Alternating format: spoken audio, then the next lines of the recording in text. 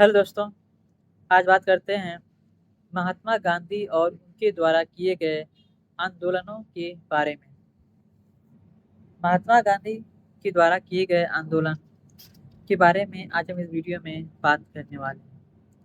महात्मा गांधी एक जन नेता के रूप में सामने आए थे।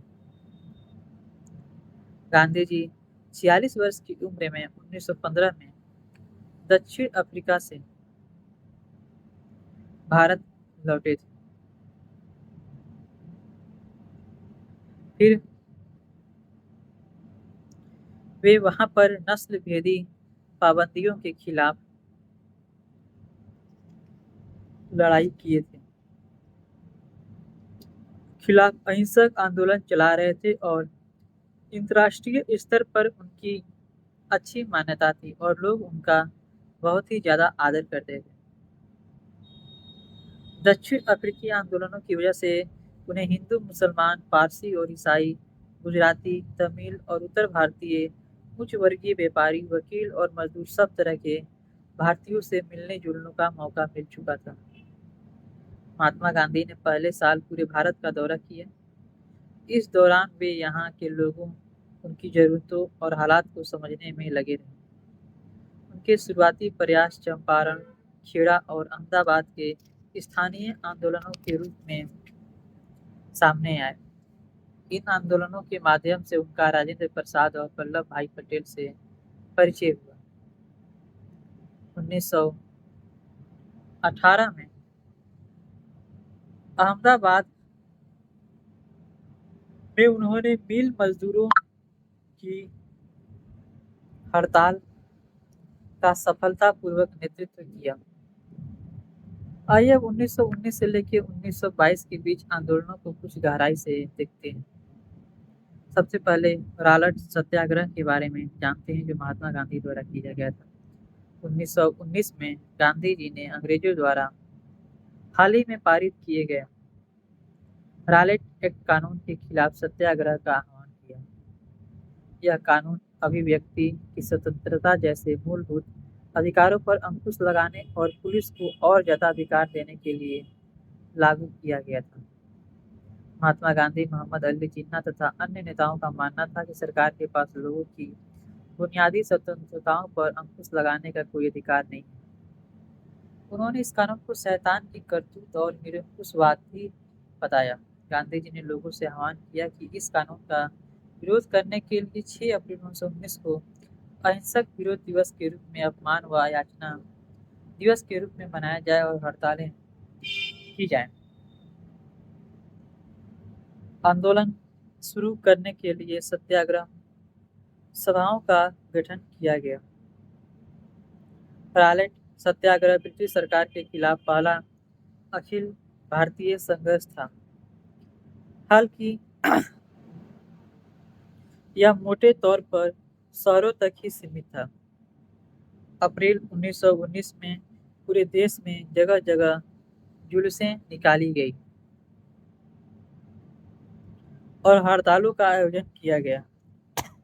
सरकार ने इन आंदोलनों को पूछने के लिए दमनकारी रास्ता अपनाया। बैसाखी के दिन अमृतसर में जनरल डायर द्वारा जलियांवाला बाग में किया गया हत्याकांड इसी दमन का एक बहुत ही बड़ा हिस्सा था। इस जनसंहार पर रविन्द्रनाथ टैगोर ने अपनी पीड़ा और गुस्सा जताते हुए नाइटहुड की उपाधि वापस ले ली। रालट सत्याग्रह के दौरान लोगों ने ब्रिटिश शासन के खिलाफ हिंदुओं और मुसलमानों के बीच गहरी एकता बनाए रखने के लिए प्रयास की।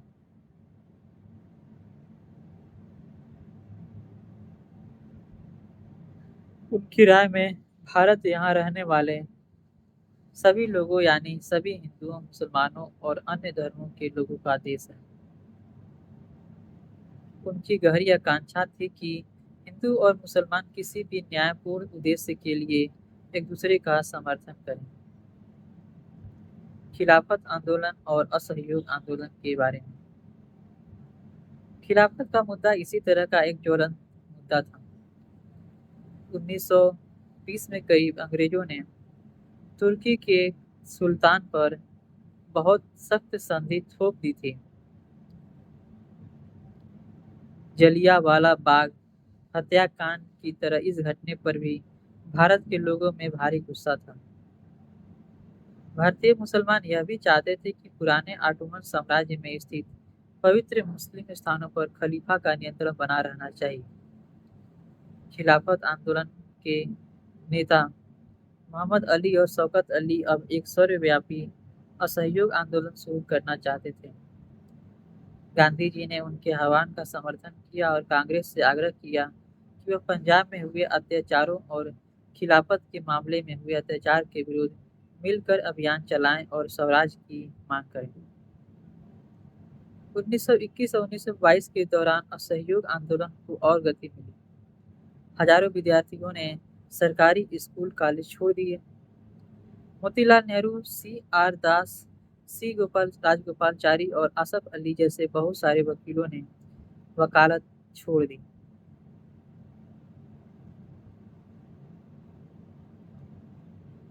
अंग्रेजों द्वारा दी गई उपाधियों को वापस लौटा दिया गया और विधानमंडलों का बहिष्कार किया गया। जगह जगह लोगों ने विदेशी कपड़ों की होली जलाई। 1920 से लेकर 1922 के बीच विदेशी कपड़ों का आयात में भारी गिरावट आ गई, परंतु यह तो आने वाले तूफान की सिर्फ एक झलक थी। देश के ज्यादातर हिस्से एक भारी विद्रोह के मुहाने पर खड़े थे।